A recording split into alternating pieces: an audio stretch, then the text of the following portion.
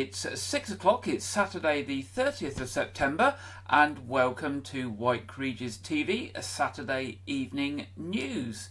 And in the headlines this week, junior doctors and NHS consultants in Dorset will be on strike this week as the continued disagreement over pay carries on. This will affect Dorset County Hospital and hospitals in Poole and Bournemouth, as well as some other services. The industrial action takes place on Monday, Tuesday and Wednesday of this week. NHS consultants and junior doctors are going to strike at the same time over the 3 days, and hospitals will have basic cover, the same as they would do on Christmas Day. This does mean if you are very ill and you need emergency treatment, that there will be emergency staff available to look after you. NHS Dorset says that while hospitals and community NHS services in Dorset will be making sure they have adequate staffing levels on these days, regrettably some appointments and surgeries may be postponed due to the need to maintain the safety of patients. It says any patients affected will be contacted directly. Please assume your appointment is going ahead unless you have been told otherwise. Please check your voicemail before attending your appointment, as we may have to leave you a message, they go on to say, if they are unable to reach you. Dorset County Hospital says the consultant and junior doctors at Dorset County Hospital are vital for patient care and the running of our services. They go on to say, during the periods of industrial action, we will be prioritising urgent care. We'll contact you if your appointment needs to be changed. Our top priority is making sure people are safe and well. No one should be put off seeking urgent or emergency care regardless of strike action, and people with serious life-threatening conditions will continue to be seen in our emergency department. According to NHS England, more than 1 million hospital appointments have been impacted by strikes across the NHS. Now, staying with Dorset County Hospital, patients with booked outpatients appointments are being urged to look out for text messages from the hospital. The text message is going to be sent and this will help the hospitals manage their waiting lists by asking those with outpatient appointments if they still require the appointments.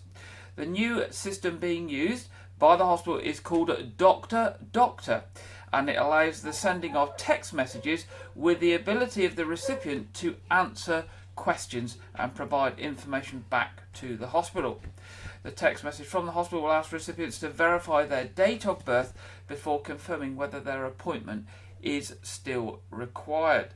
So watch out for those. If you have outpatient appointments booked in the next few weeks or months, make sure you respond to say if you still require them.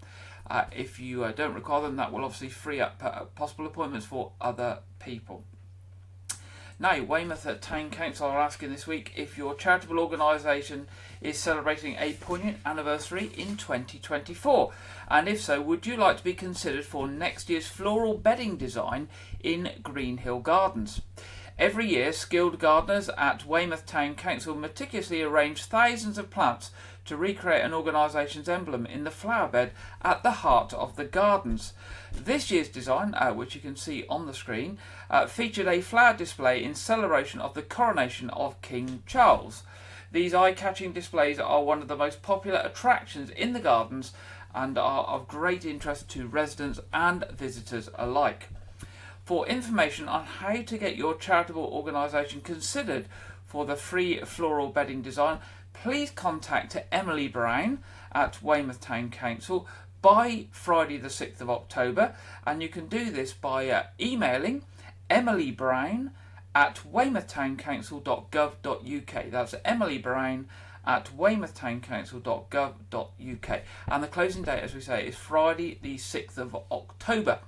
And the lucky organisation that will have their emblem or coat of arms or whatever it is in the bed next year for 2024 will be announced at a later date. Now, 30 years after her death, the first ever exhibition dedicated to Elizabeth Frink's time in Dorset will showcase over 80 sculptures, drawings and prints at Dorset Museum, including the working plasters that informed the final bronze sculptures that have never been on public display before. One of the most celebrated sculptures sculptures of recent times, the first female sculptor to be elected as a Royal Academician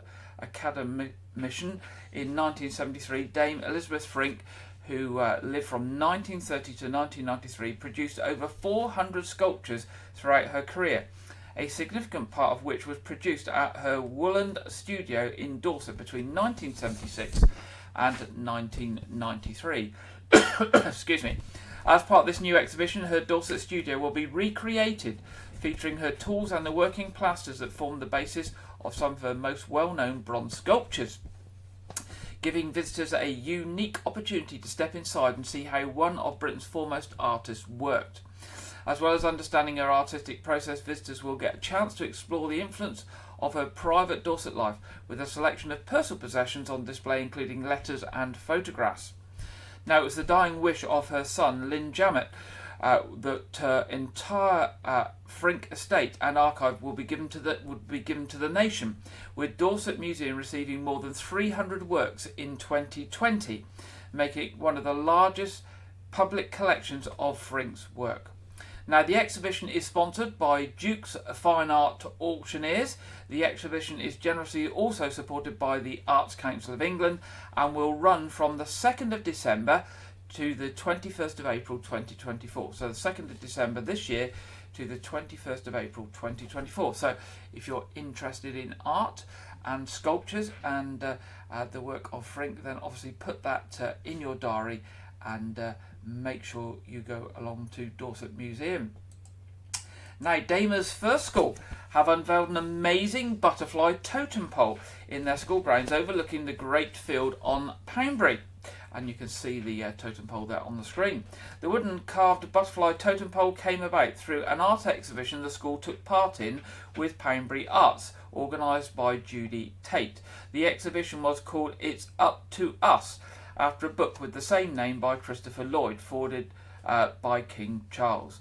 Each year group focused on a different artist from the book.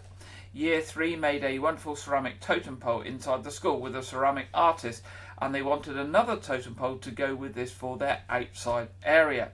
Ed Moore from the school said, "We came across Victor's impressive wood carving work at the Poundbury Arts Exhibition, and we thought we have to have Victor Krause's working with the children on the totem pole."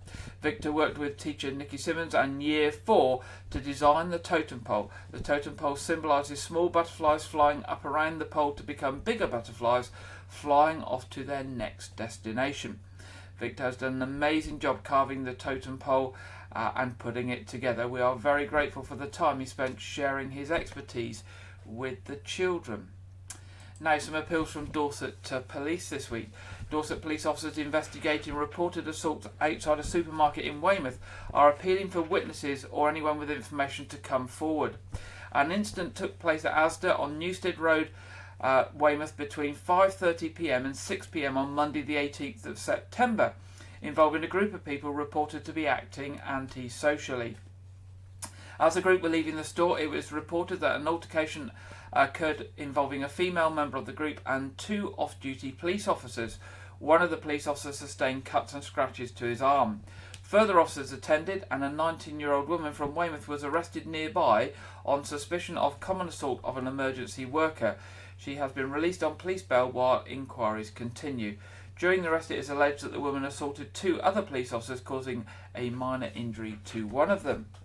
Now, officers are also investigating an assault in Weymouth at Town Centre and are issuing CCTV images of a man they would like to identify. And you can see the picture on the screen. It is reported that between 1:20 a.m. and 1:40 a.m. on Sunday the 10th of September, the victim, a man aged in his 40s, was reportedly struck on the head with a pool cue or similar item in Western Road.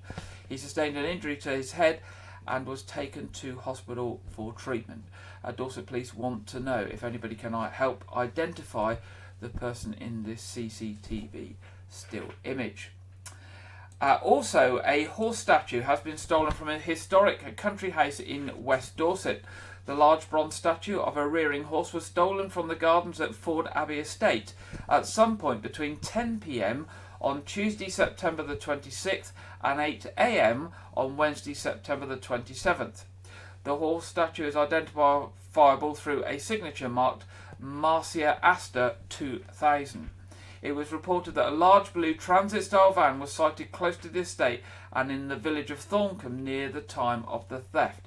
Any other information on any of these incidents, that's the CCTV image, the assault in Newstead Road, or the theft of this bronze from Ford Abbey, are asked to contact Dorset Police either on 101, or if you wish to give information anonymously, you can do this on free phone 0800 555 111 to Crime Stoppers, the independent charity.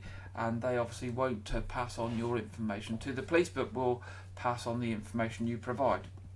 And staying with Dorset Police, good news this week that a wanted man from West Dorset, which we covered on previous programme, has been located and arrested. An appeal was issued for information relating to the whereabouts of Reece Wilson, aged 24, who was wanted on a prison recall after failing to comply with the terms of his licence following his release from jail. Following inquiries and release of pictures and information, he has been arrested and recalled to prison. Dorset Police would like to thank everyone who helped share the appeal and for any information that was received. Now, a dog-related public spaces protection order consultation has happened, and the results have now been published. The results from a recent consultation gathered views from residents, visitors and businesses and other organisations about dog-related public spaces protection orders, or PCPO, across the Dorset Council area. And the consultation has now been published. These views will be used to create a new order that will give clarity and consistency for both dog owners and non-owners. Councillors will make the final decisions on the controls to be included in the new order. There were 4,221 responses received to the consultation. 80% of the responses were from local residents, with 16.5% from visitors and 2.8% from others. 62% of the responses came from dog owners, and 9.5% of the respondents considered themselves having a disability. Questions were asked about whether dogs should be kept on leads in certain areas, and if dogs should be permitted into the cemetery graveyards, public gardens and sports pitches. There were also questions about how people felt about restrictions on specific beaches across Dorset. The report and recommendations can be viewed on the Dorset Council website. If you pop along to Google and search for Dog-Related Public Spaces Protection Order, Dorset Council, then you'll be able to see the report in full and the specific recommendations for specific areas. And for interest, the report includes views and recommendations for Rodwell Trail, Weymouth Esplanade and Beach, local cemetery, sports fields and public gardens. Now, if the recommendations are agreed and the order is not appealed, the new dog-related public places order will come into effect on the 1st of January 2024. Now, the Stepping Into Nature team, led by the Dorset Area of Outstanding Natural Beauty Partnership, has had a grant of £101,286 approved by the independent Dorset Farming in Protected Landscapes Programme Panel. Of course, the independent Dorset Farming in Protected Landscapes Programme Panel. The grant will be used to help adults with disabilities explore and understand the farming environment in Dorset. It will also train and support farmers to safely run farm events, opening up the countryside to a wider range of people. This is a key aspiration of the Dorset AONB, the Area of Outstanding Natural Beauty Partnership. The 18-month project, starting in autumn 2023, will see Stepping Into Nature facilitate visits to farms in the Dorset Area of Outstanding Natural Beauty for existing community groups of people living with health conditions and additional needs. Farmers will be supported to host these visits and will be provided with fully funded training through the widely recognised CVAS course to ensure that visit is highly quality and suited to the groups attending. Further to this, farmers will receive additional one-to-one support to ensure they are ready to begin welcoming people into their working farms.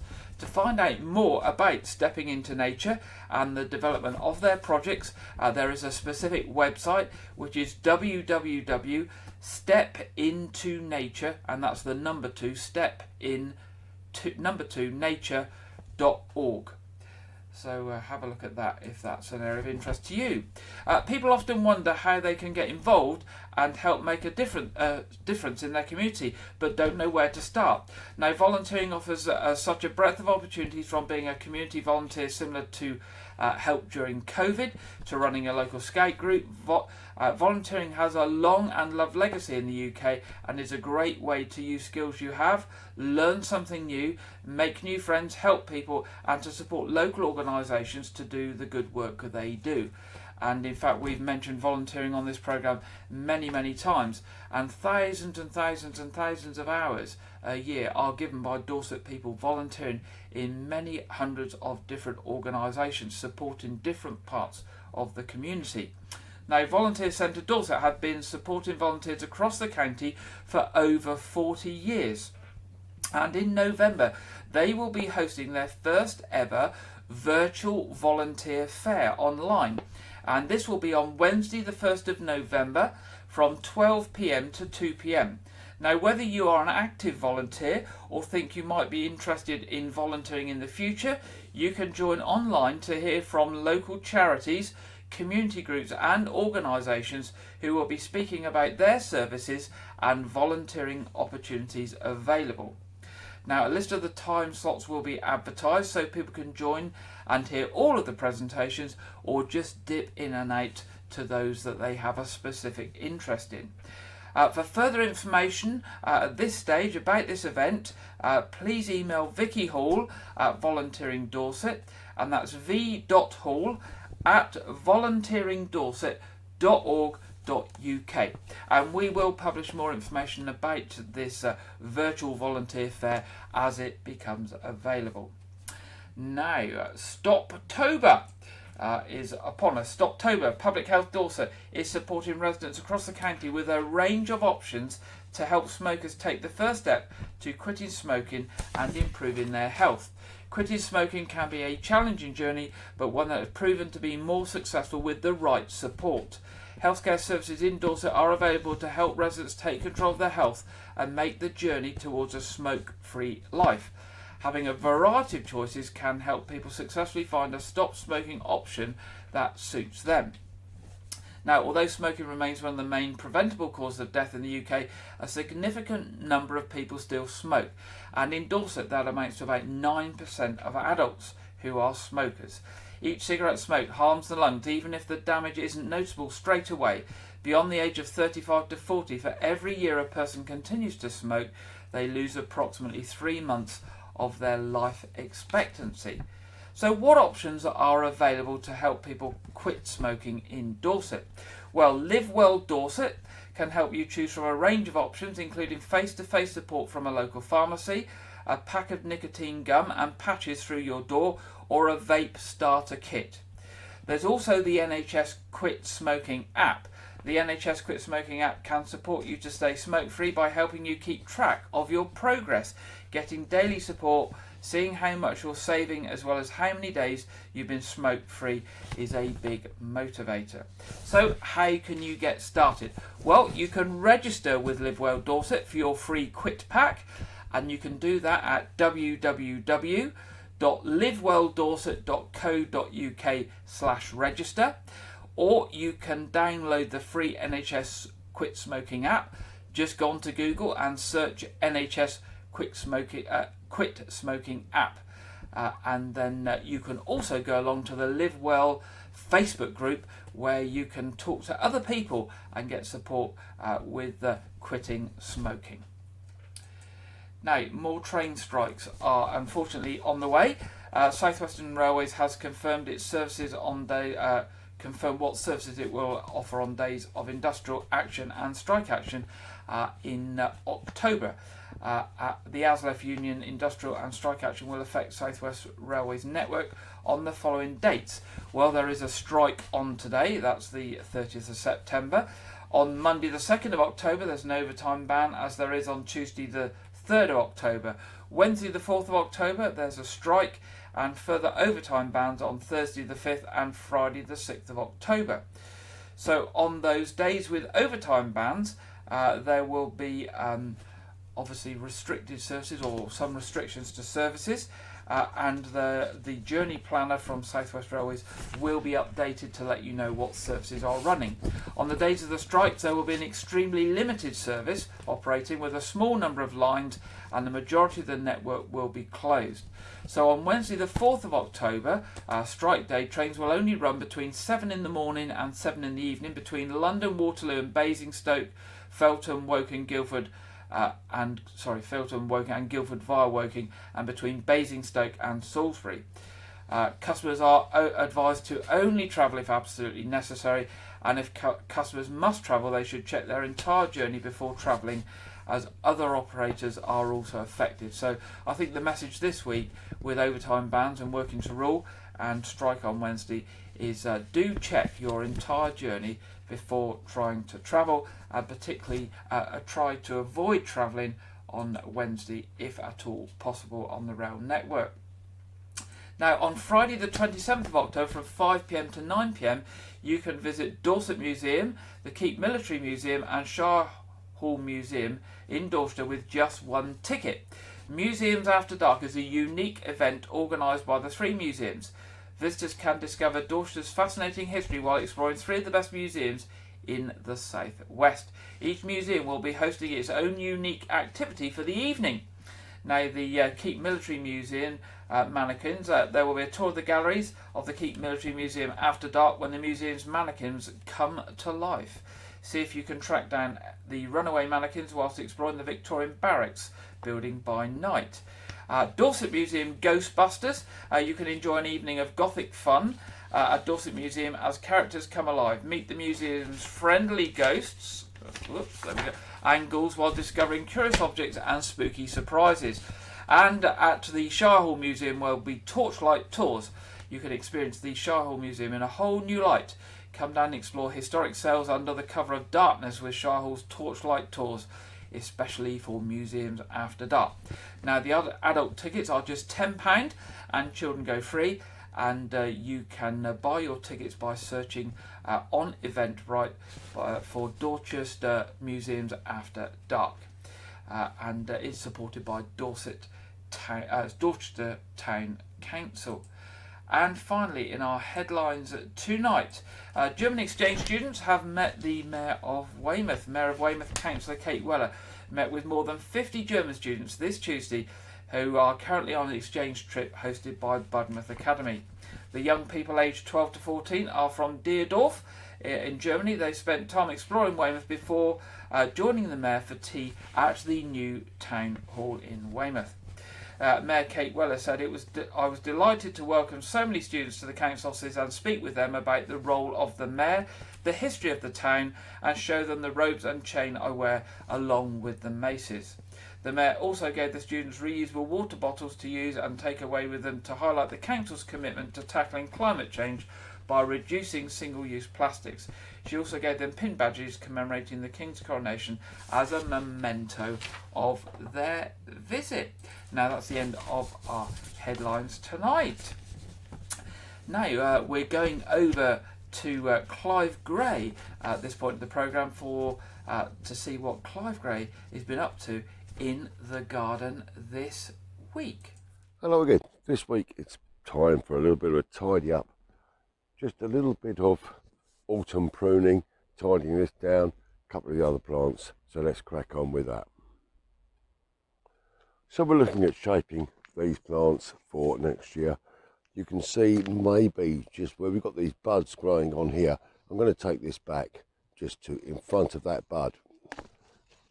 Clear that through, and that's going to help things for next year. This is going to give me my new growth for next year. But look at the height of things we've got up here. This is far too high for the way I want it. So again, we've got a nice growth bud here. I'm going to take that off. And now we're starting to clear and get the shape back. Too much of a straight branch here, growing over the other ones. Take this one right back. Pull that one out of the way. And gradually we're going to build the shape of the tree quite nicely. Again, we've got this one coming out here, which is going to grow across. We need to just take this one back to the bud there, and gradually the fruit tree is going to take its shape. This is the fruit tree, but let's move on to something else. Well, you might remember these little trees which I had in pots, which were, I don't know, 300-400 mil high. They've now reached a great height. Now we don't want these to grow too high, so we need to take out the leader here, and we're going to take this right down inside here and bring that one down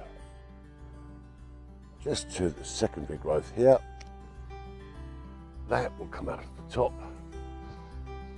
We will trim down the edges of this, but this is a really large growth, and I want this to be about the same height as that one, so we're going to take this one out right here.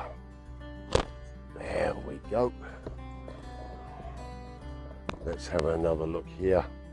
Which ones are going to be forming the leaders? So we need to take this one out about here, getting the height right, and we're going to take this one out just here as well, so we can balance the height of these two together. This one here is going to come right down. So this is tidying the garden for next year, so we can get everything nicely balanced. Got another leading growth here, so we're going to take this one out. Lovely. And then we'll trim this up with the shears over the next 12 months, get the shape back on these lovely Italian cypress. Nice. Now we've got some heavy pruning to do down by the greenhouse. As you can probably see, this beast is growing really large and could cause some damage to the greenhouse, so I've got to stand carefully here, but I've got to take out some of this large growth. So that's about a third of this done. I'm going to take the rest of this out, tidy it all up, and then that's not going to cause any damage to the greenhouse. The next thing I'm going to be doing though is I'm going to be tidying inside the greenhouse and getting ready for planting up for the winter, where we're going to be planting some seeds and things for salad. But that'll be next week. So this week we're pruning back, tidying up. Next week we're going to be planting for winter. Well, that's near enough all gone now, and I'll tidy that up in the next couple of minutes. So another job done. Catch you with the planting for the seeds for the winter next week. Thank you very much, Clive, and we'll be back, Clive, next week to see what he's up to in the garden. And certainly if you've got growth like Clive has in his garden, we certainly have in ours. The apple trees and pear trees and fruit trees and plum trees have grown absolutely mad this year with all that rain we've had over the warm summer period. So we'll have a lot of pruning to do in our garden in the next few weeks. Now, we often mention on this programme ArtsReach, and ArtsReach have published their new programme for the autumn and winter, and if you're on their mailing list you should have received it through the door. Of course, you can go along to their website and see what they've got coming up, and I thought I would share with you this week a couple of things that they've got coming up. The first of them is a Carmen A Pocket Opera, and this is going to be at Portisham in the Village Hall on the 20th of October at 7:30, and we've got a little taster of that coming up for you. And if you follow what ArtsReach get up to, I mean, they do have an amazing range of different shows and activities, from music, dancing, opera, comedy, children's, puppetry, and all sorts of things. And I'm just going to show you a couple of snippets of things that they have got coming up this autumn and winter, just to give you a taster. And the first one is the trailer for a Carmen A Pocket Opera, which will be in Portisham in the next couple of weeks. So here we go.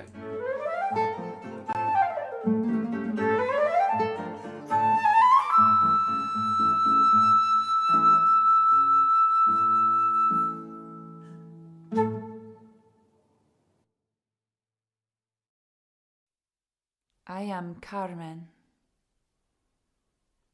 And this time I will tell my own story.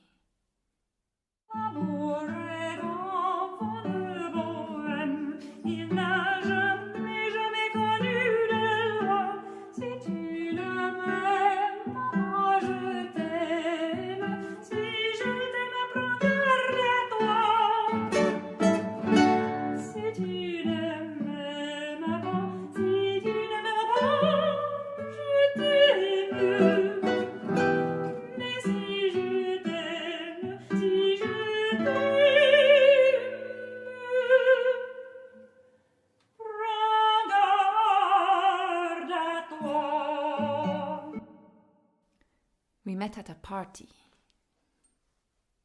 Un gran fiesta. Con muchos músicos y baile. Dancing.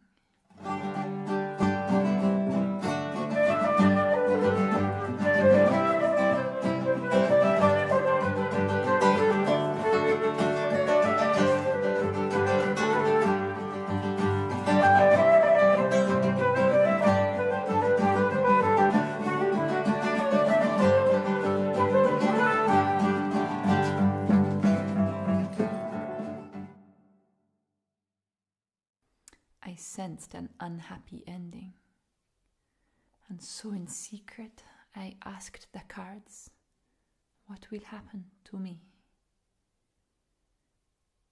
And they told me, I will die.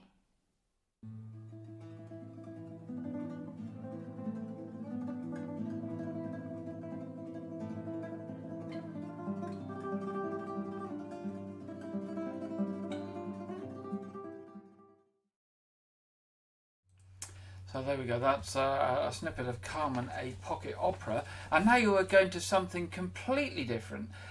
Desert Island Flicks by Split Milk Dance, which will be at Winfrith Village Hall on the 8th of October. It's described as a blockbuster, adventure and rom-com rolled into one. Desert Island Flicks sees two leading ladies reimagine, remake and spoof 90 of the most memorable movie moments of all time, taking on all the lead roles, stunts and special effects. And they say that this programme is suitable for anyone over 8. So that's on the 8th of October at Winfrith Village Hall. It's called Desert Island Flicks, and let's just have a little taster of that now.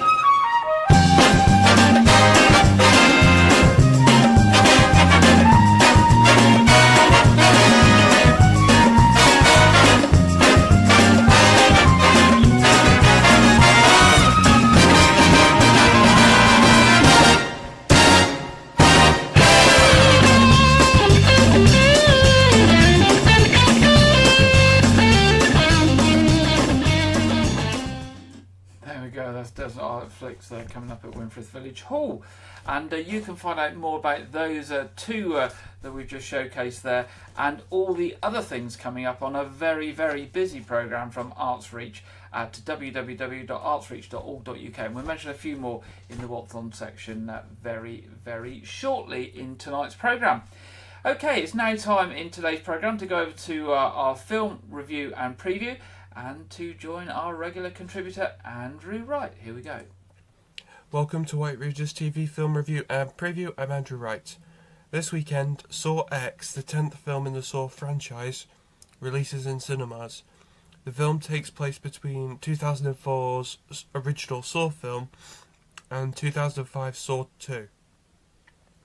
The film revolves around Tobin Bell's serial killer John Kramer, who travels to Mexico after learning of a miracle cure for his terminal cancer, but when he discovers it's a fraudulent scheme, Kramer and his apprentice abduct the con artists and subject them to a horrifying new series of traps. The film is directed by editor Kevin Guéret, who has been involved in every Saw film, editing 6 of them and directing the original last 2 entries of the franchise. The film also stars actress Shawnee Smith, reprising her role from the original films as Kramer's apprentice Amanda Young, as well as franchise newcomers Michael Beach and Stephen Brand. The film is in cinemas this weekend and has a very hard R18 rating, so be warned, it's apparently quite a gory film. This week, the Writers Guild of America strike concluded after 148 days. With this new agreement in place, scripts can once again be written, with most American TV shows being the first to take advantage of this situation. In the wake of this new agreement, the American Screen Actors Guild, SAG-AFTRA, have scheduled negotiation meetings with the AMPTP in an attempt to end their strike after 2.5 months. Those negotiations will take place starting next week. This week, Scottish actor David McCallum passed away in a hospital in New York at the age of 90 from natural causes. The actor gained international recognition for his role as Russian agent Ilya Kuryakin in the 1960s American TV series The Man from U.N.C.L.E., as well as his role in the 1963 film The Great Escape.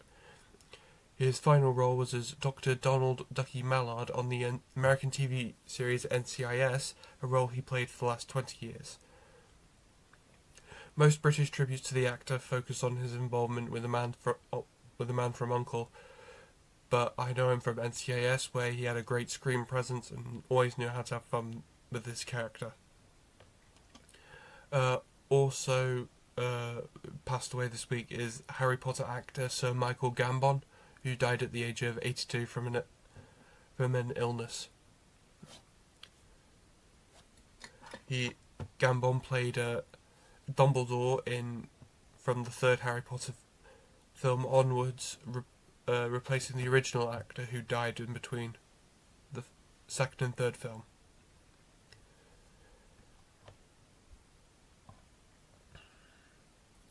That's all I have for this week, but be sure to check back next week where I will talk about the home video release of Guardians of the Galaxy Volume 3, as well as previewing the new Exorcist film, Believer.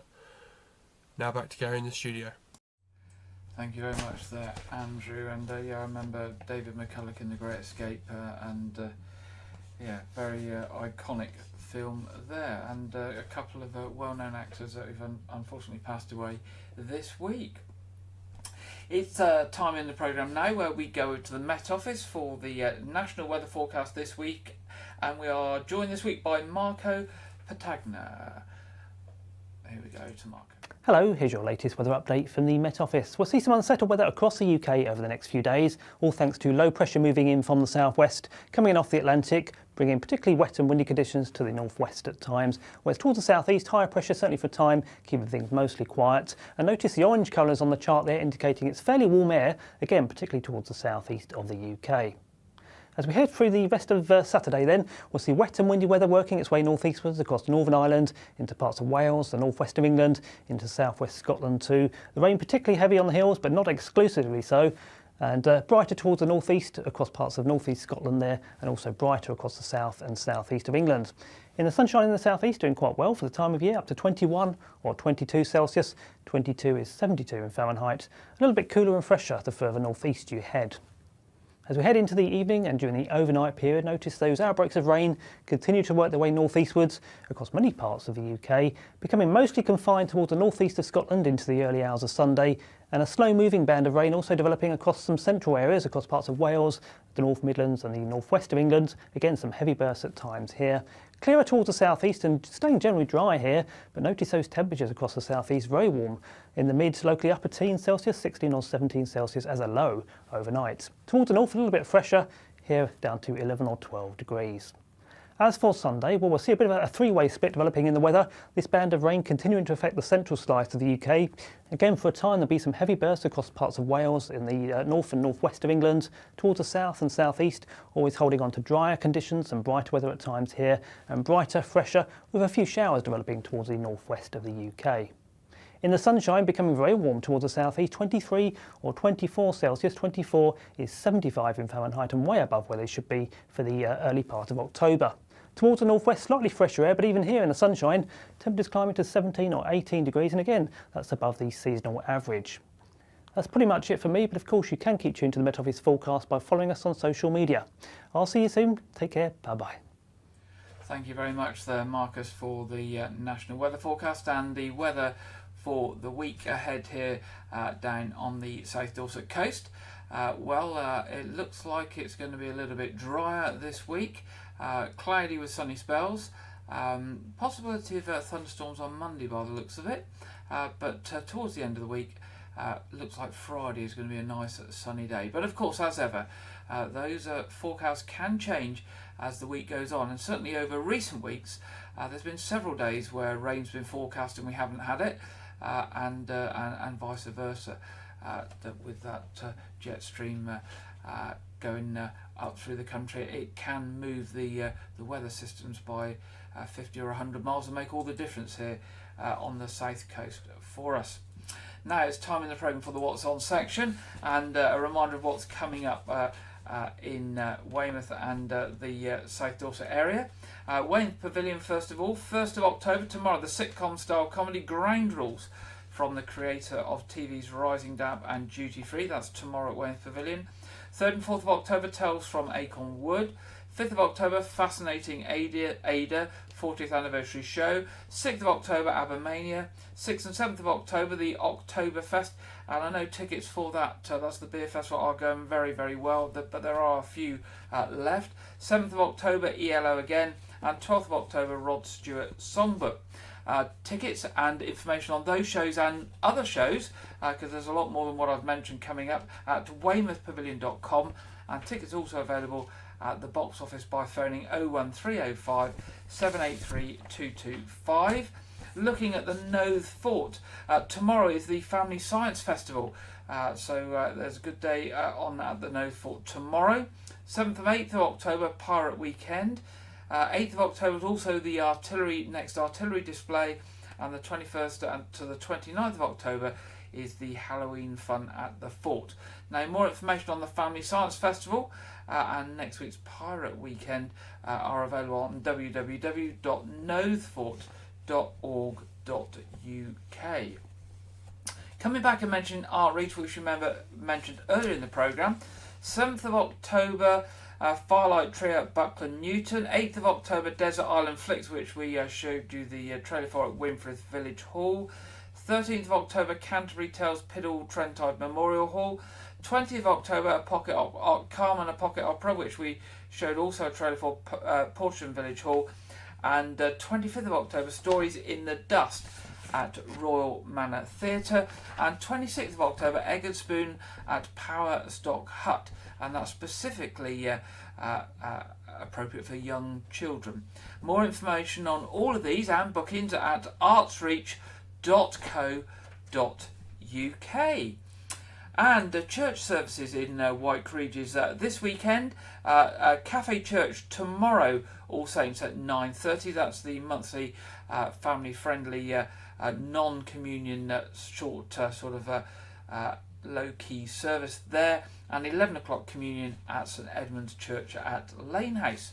Of course, in a short while, in about 3/4 of an hour, as it's just coming up to 6:45, our quiz, our Saturday evening quiz, it's free. It's available for anyone in the community of Wyke, Weymouth and beyond.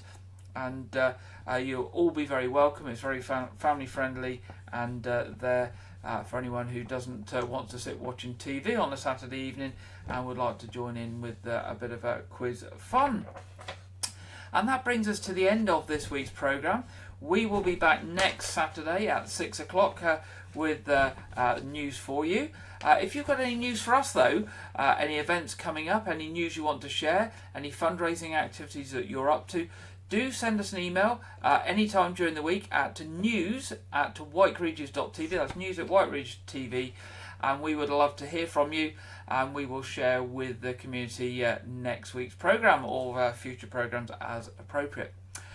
Well, I hope you enjoy the rest of this weekend and the week ahead, and I look forward to being back with you 6 o'clock next Saturday. So have a good week and good night.